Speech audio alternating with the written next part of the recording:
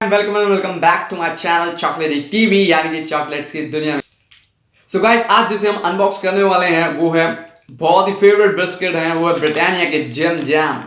Guys मतलब बहुत ही yummy होने वाले हैं ये, और होते भी हैं मेरे खुद के फेवरेट है, बहुत ही क्रीमी है। सो गाइस, ये कुछ ऐसे दिखते हैं, ऐसे आते हैं।